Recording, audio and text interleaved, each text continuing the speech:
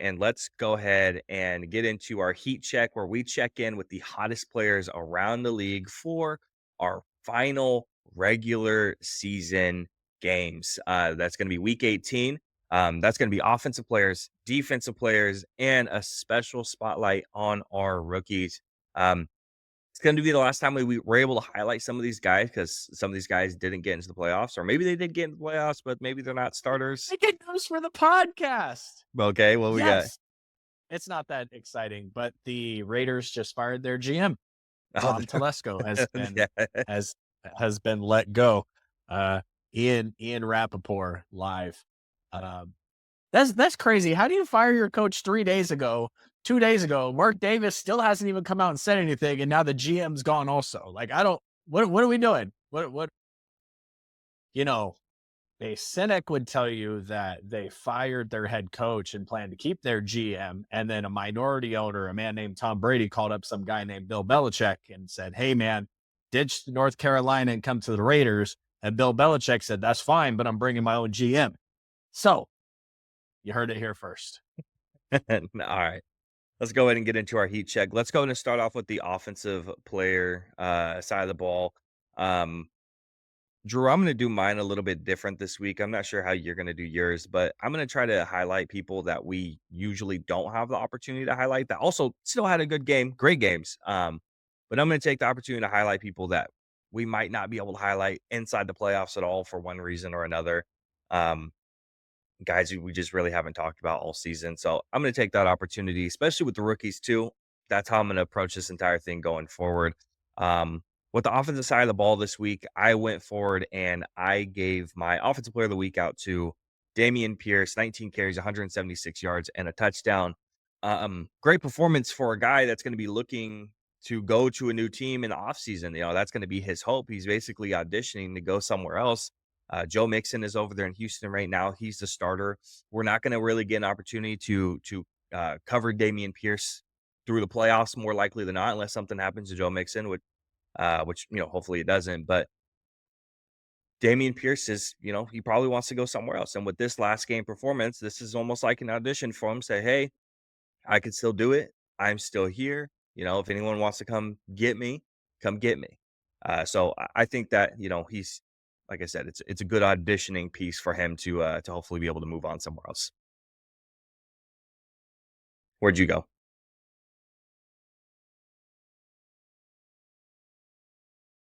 I thought about highlighting only players that helped their team with playoff positions. Mm, And so I really, really thought about talking about Bo Nix okay. because, he had an 82% completion rating. He had 4 touchdowns. He put away the Chiefs. Now I know they didn't play anybody, but they had to win this game because the Bengals won. So Yeah. it was a big game for them. But the more and more I thought about it, I thought about a young man who had 270 total yards. Um, and he accounted for 5 touchdowns for his team this past week. I thought about a young man that was benched this year for a journeyman quarterback. I thought about a young man that had a terrible season last year. And I thought about a team that's got to be looking at their quarterback in Bryce Young, and they have to be pretty fucking excited right now. And I wanted to highlight Bryce because I think that I am a fan of a team, the San Francisco 49ers, who had a quarterback once upon a time, and that man's name was Alex Smith. And they did this thing to Alex Smith where they gave him like 17 different offensive coordinators in his first 5 seasons, and they completely destroyed the start to his career. And then 49ers did the right thing and they hired a legitimate coach in Jim Harbaugh. And Jim Harbaugh came in and stabilized his career. Obviously, we know he went on to the Chiefs and did great things with Andy Reid. And I just think it really goes to show you that as a young quarterback, consistency and having a great offensive mind is so important. And what Bryce Young has done this year, you have to be excited as a Panthers fan that Oh yeah, he's definitely. because at the end of last year, you were not. You were Right. not excited. You were very, very nervous. And the start of this season, it was all bad. And just shout out to Bryce Young, man. He stuck in there. He clearly has some talent. I mean, he he did the Steph Curry, turn his back to it, throw up the touchdown thing on the pass. That's the Lamar Jackson thing, and it's just I like to see the young man play with a little bit of swag. Clearly, he's a local guy to me. Well, not anymore, but he's out LA. Prayers and thoughts to LA right now. Those fires are crazy. So I'm always going to want to see. Honestly, I want every young quarterback to succeed and be successful. Oh This year yeah. was fantastic. This quarterback class was fantastic. It was great. I'm always rooting for these guys. So Bryce Young gets my player of the week. Oh yeah, man. I think that when you look at a player that seemed like got his entire confidence back after being sat, he looks like the player that he was supposed to be coming out of Alabama now at this point. He's moving around the pocket a lot more confidently. He's buying time more confidently, exactly what he's using his legs. His pocket presence was one of the worst things last year about him, and he looks great. And, it is kind of exciting to see what he can do because I'm a big Bryce Young fan. And I don't know a single person who really isn't whenever has his post games and he can smile and he can laugh and he can do his thing. I think everyone wins at that point because I don't think anyone's rooting against Bryce, especially with that organization. Did you have any No, not guys at that all. did you have any guys that you wanted to shout out before we move to the defensive side? I mean, uh, like I mentioned, Bo Nix did his thing. Yeah. Um, I actually let me pull up the stats real quick because I saw something on Sunday and I thought to myself that I think this man might be an NFL quarterback. And I know people are pretty excited about him and it's week 18 and nobody played anybody important, but um I don't know if you saw, I know that you haven't been watching football much because your team is but I'm a football addict, so even though my team freaking sucked, and I'm really just don't TikTok me. Where is the damn score? What are we doing here? This is absolutely embarrassing. What are you looking for? Um, I'm looking for Joe Milton, man. 22 of 29, 241 yards and a touchdown. Thank you. Did you see the linebacker blitzed him and tried to hit him and just hit him and fell down and Yeah. Milton just Yeah. like looked at him like dog, I'm 6'5", 250. You can't bring that weak stuff in here. Yep. So yeah, I mean the man looks like a quarterback, does he not? I mean, he played with some pocket presence. He made some really good throws. Um, Obviously, 240 yards and a touchdown. I'm not saying he's going to be the Patriots quarterback going forward. I'm just Right. saying learn for a couple of more years and who knows what's going to happen to him. So shout out to him. Definitely. And the only other guy I want to go and shout out is a guy that still has a lot of questions around him, the caliber of player that he can be. But he had himself a pretty decent year, especially compared to last year. Quentin Johnson had 13 receptions for 186 yards on the day. Um, if he could build on this performance, build on this year, and move into next year, still a lot of problems with his hands, still a lot of problems on positioning. But he's explosive, he's big, he's an athlete. We know what Quentin Johnson can do, especially coming out of college. We know the athlete that he is supposed to be. If he could just clean up some of the stuff, build on this year, he could be a pretty good wide receiver. Pretty good is probably as far as I'll go to really vouch for the guy. But again, 13 receptions, 186 yards, nothing to scoff at on the day. Now moving into the defensive side of the ball, Drew, where did you go for your defensive player of the week? I went I cheated. I mean, I went with Trey Hendrickson, Okay, obviously 3.5 sacks. He gets the title there. And it was an important game for them to win. They had to win the game to keep the playoff hopes alive. Now their playoffs, their playoff hopes got shattered in the absolute worst way. But hey, at least at the yeah, halftime of that Chiefs Broncos game, they were just like, all right, it's a wrap. Let's go to Cancun. And better right, than losing on the last play, I suppose. So I gave it to him just because he balled out all year on a shitty Bengals defense, yeah. and it just honestly there wasn't a ton of crazy defensive stuff this week. No, Maybe I just agree. because most of the games didn't matter, but yeah, it just I that's obviously 3.5 sacks. How can you beat it? Yeah, I'm gonna shout out Nick Bonito because we haven't mentioned him this very much this year, and he's had a fantastic Yeah. year, racking up 2 sacks on the day. I believe he's fourth in the league in sacks. Now, obviously, it's a down year for sack totals in the league, I believe, if you look at the total top guys.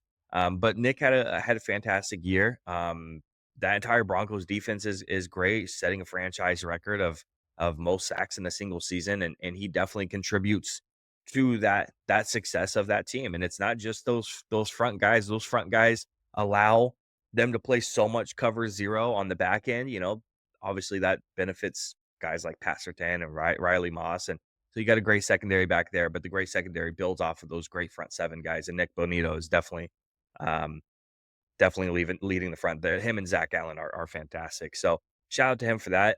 And then hey, unfortunately, Drew was wrong on the year, just on the last game. Xavier McKinney picking up his last interception to go for 8 picks on the year. If you don't know, in the beginning of the year, Drew and I had a is Xavier McKinney gonna have over under 7.5 interceptions on the year? And I believe he had 4 at the time. It was like 4 weeks, 4 picks. And Drew said under, and he was right all the way until week 18, where he picked up his 8th interception. Unfortunately, Drew just barely missed the bet by 1 game. So shout out to him for having a pick to ruin Drew's victory lap. But again, main guy Nick Bonito here. Any other guys you want to shout out? Um, the kid from the Bucks got the NFC Defensive Player of the Week. That was a super what's his name? Yaya.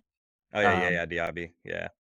yeah, but he is super important game for the Bucks. Obviously, that was one of the exciting games. Obviously, because the Falcons were playing, and you never know with Michael Penix out there what was going to happen.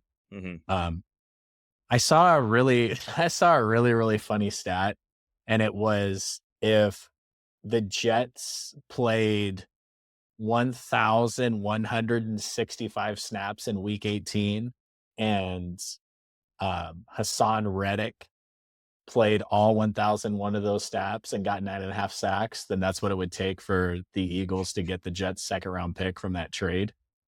So I thought I thought that was pretty funny. Talk about a super lackluster season from him. Oh yeah, absolutely. Let's go ahead and move on to our top rookie performances. And we don't just choose one guy around here. We try to go with 3, usually with some alternates in there as well. So you get anywhere between 3 to 6 guys that we go ahead and shout out. Last regular season game that we could do this for the rookies. And then, we're really putting a big focus on next year's class. I know obviously you and I are already doing work on that one. So pretty exciting stuff. I'll go ahead and start it off with Nate Wiggins, pick 6 this week. Giving having more touchdowns this season than giving up touchdowns. So having that pick 6 puts him inside that category. He's been fantastic all year. And getting this interception, his first career interception, having it be a pick 6, and then just having the story of week 18 caps off the regular season. Again, he has more touchdowns on the regular season than he has actually given up as a corner. So shout out to him, man, because a lot of questions about him coming into the draft just because of his weight. And previous in the previous season, we in the previous draft, we just had the Washington Commanders take the lightest corner ever taken in the first round, and Emmanuel Forbes, and he's been fucking awful. And then Nate Wiggins gets taken as well, and he's very, very, very light. And then he also got injured during the combine, but he's fantastic now. So shout out to him. A lot of questions around him, and he's proven to be pretty damn good, All those corners proved to be pretty good, right? except for what's his face for Detroit. He didn't have a great Terry, season. yeah, I think the Commanders kid, Mike, he got a rookie of the week for his week 18 game against the Cowboys. yeah. Mike Sanders, I yeah, he's gave awesome. I mean, what was crazy is I watched all season how well Renardo Green played for the 49ers. Mhm.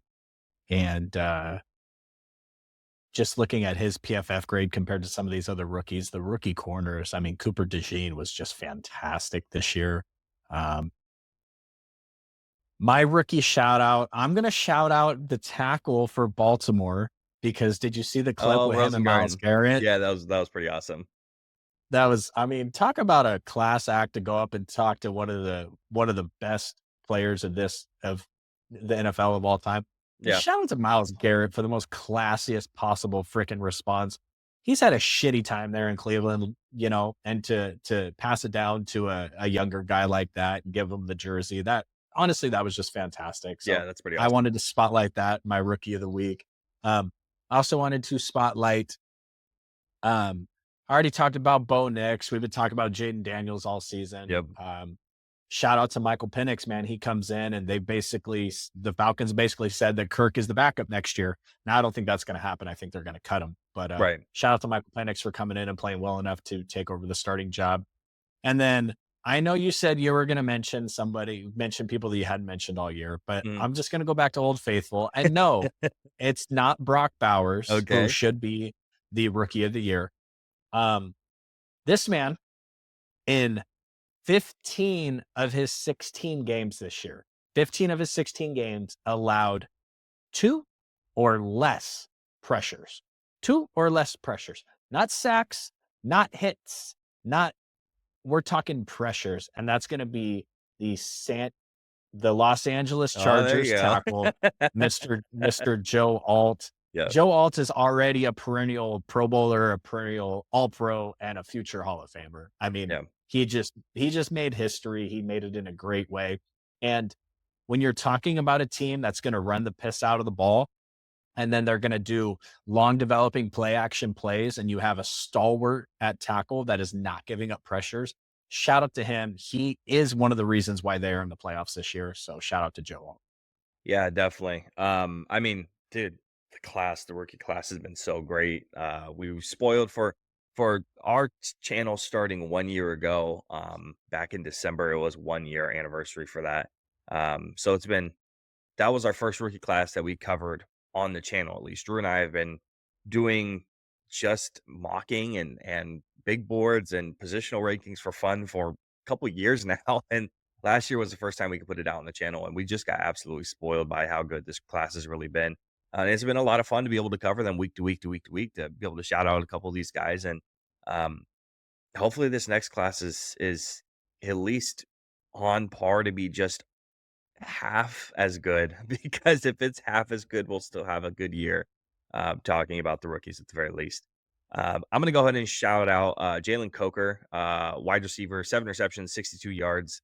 And then I'm also going to go ahead and shout out, and I had a back and forth on which one I wanted to cover, because I thought you were going to cover the other guy. I'm going to shout both of them out. Fuck it. It's the last week. Peyton Wilson, linebacker for the Pittsburgh Steelers. He was my number one linebacker on the board, 10 tackles, tackle for loss. He's had a great year this year. Actually, when he got into the starting position, very much like Edgerrin Cooper, both those guys Yeah. got into the starting positions kind of later into the year, and then they've been great ever since. So shout out to both those guys, because they've had fantastic years for a linebacker class that has been seen as pretty weak. Had a decent showing. And the last guy I thought you were going to go ahead and shout out is Ricky Gunshot Pearsall, 6 receptions, 69 yards, and a touchdown on the day. So shout out to him. Shout out to all the rookies, man. It's been fun to cover them all year. We're still going to make sure we take a look at them from playoffs to playoffs. But a couple of these guys you won't be able to shout out, right? Jalen Coker is never going to get that opportunity in the playoffs, Ricky Pearsall not going to get the opportunity in the playoffs. So Joe Milton not going to get the opportunity. So these guys aren't going to get the chances. So we want to make sure that we at least shouted them out for the final opportunity, the final time as rookies being shouted out on the channel. So great showing. Yeah. And just to Ricky Pearsall with only one drop this year. Shout out to him for that. Chop Robinson, 4 pressures this past game. He had to play a bunch because of injuries. He actually led the Miami Dolphins with 56 pressures. Yeah. I mean, matter of fact, Second in there all rookies. I think I really did. I wasn't setting this up, but out of all those first round picks, um, Darius Robinson for the Cardinals was absolute ass this year. They got hurt. Um, He hasn't played all year. I know. And well, I also got to watch him get stonewalled by Dominic Pooney all Yeah. week, all game. And then, unfortunately, Graham Barton little bit of a up and down year. Our boy Dallas Turner, not a great year, and then Yeah. a certain tackle down there in Dallas, Yeah, just that dude not. fucking sucks. Hey, here's the thing. I've been very upset about the past 2 first round picks, and have I not been correct? I was so upset about it, and that had nothing to do with, like, with the Tyler Smith thing a couple of years ago where I was really pissed off, but it wasn't because of Tyler Smith, it was mainly because of who else was on the board. This was just like, "What the fuck are we doing?" That's why I was fucking pissed, and now we're stuck with Mozzie Smith and Tyler Guyton, who, um, are the worst graded players on the offensive side and the defensive side for the Dallas Cowboys. Just awful, absolutely awful. To me, obviously, to me, Tyler Guyton was the worst first round pick this year. So I don't even know if it's close for me at all. I wanna shout out one more rookie. I know that I haven't personally said his name on the podcast this year. I don't know if you have. Correct me if I'm wrong. Jalen McMillan. Have you?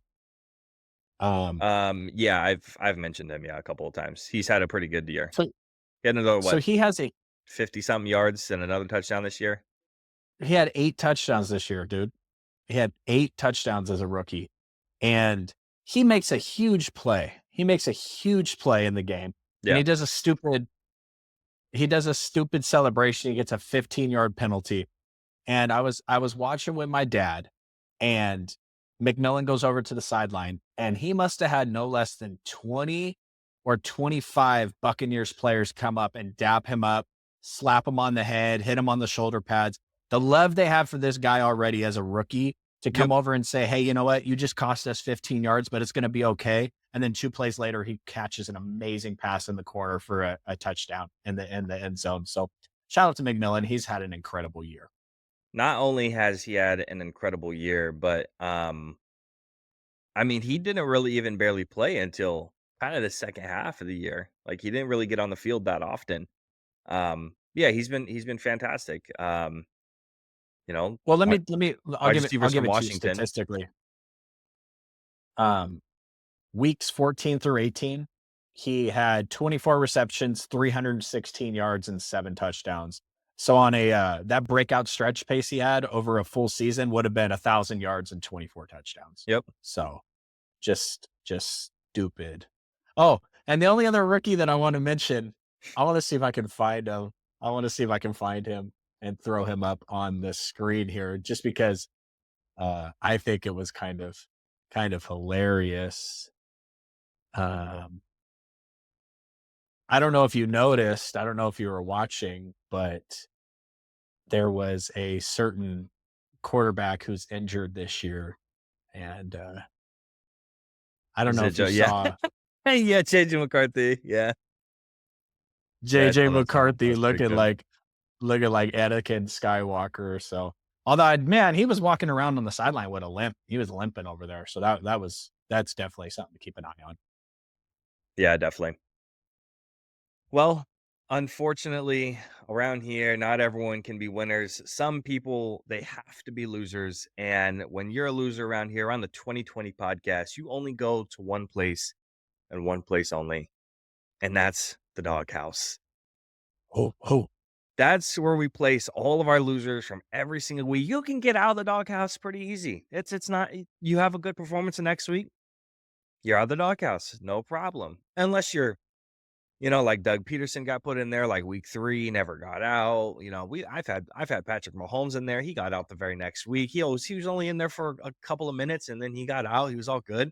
That was just for, injuring his wide throwing a pick and then, injuring his wide receiver on the tackle. But you know, everyone can be in the doghouse. No one is excluded. Wide receivers, quarterbacks, any player, any GM, any owner, any team, any fan, everyone can go in the doghouse. Anyone can get the smoke. This week, Drew, where did you go for your doghouse of the week? One person, a team. Where did you go with? I got a couple. And Okay, I do want to give an update on my doghouse. Doug Peterson's no longer in the doghouse. You can't be in the doghouse if you're not employed in the if you're not in the NFL. league, So he's not in the doghouse anymore. So shout out to him. He finally got out. Um, my first person that's going to go into the doghouse is going to be Tyreek Hill. yeah, Um, I okay, I know these wide receivers are so much drama, and his BS he did after the game. But I don't know if you saw the clip. Did you see the clip in the middle of the game in the third quarter where Jalen Waddle is asking him, "Are you done?" Like, he looks over and Tyreek Hill's standing over on the sideline with his helmet off, and Tyreek Waddle, he goes, Cheetah, y are you done? Or, "You're done, bro? Are you done?" And you can't hear what Tyreek Hill says, but that was it. He never came back into the game. So that's just dog shit behavior to me. Especially to one You of your young wide receivers that definitely looks up to you as a mentor. It just sucks. It's a bad look, man.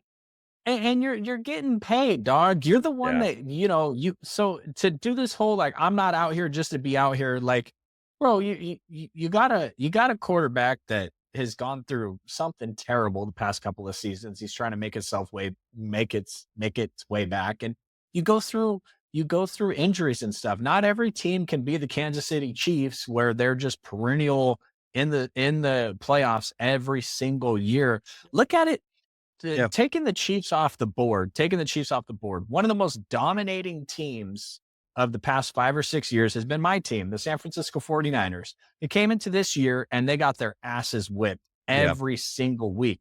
Injuries happen, things happen, players aren't ready in preseason, players aren't ready in training camp. It just happens. And to quit on your team the last game of the week, that's such a terrible, terrible look, terrible behavior, and I just hate every second of it.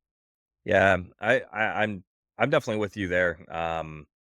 Man, especially when you bring up your team as well, the perseverance from Tua to come back, whether we agree with it or not, it's his own personal decision to come back from that. But also, you bring up your team and you have Devondre Campbell walking off in the middle of a game. After everything your team, your players, some of your guys have dealt with, Trent Williams, Tre'Davious Ward, those guys, going through what they've gone through this season, and you quit on them like that while they're out there trying to get back and trying to play and act like everything's okay at their job. So I'm there with you. Especially I hear you. you got a player, not to segue it to the 49ers, but you got a player like Fred Warner. He's playing on a fractured ankle. You got Yeah. a player that Nick Bosa, he's had oblique injuries all year. You got players like George Kittle that give it their all, and then you're walking off the field refusing to go in. I just I hate that. Yeah.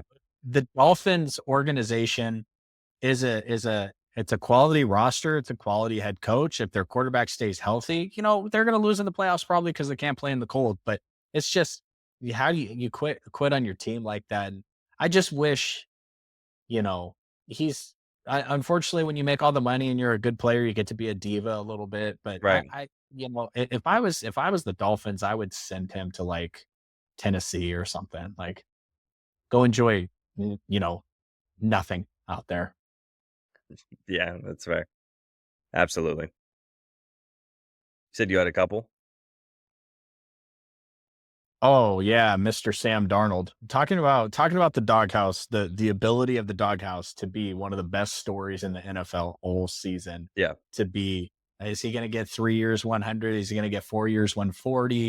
Are Yeah. they going to trade JJ McCarthy in the offseason? And then in the biggest game of the season, you have your worst performance of the season.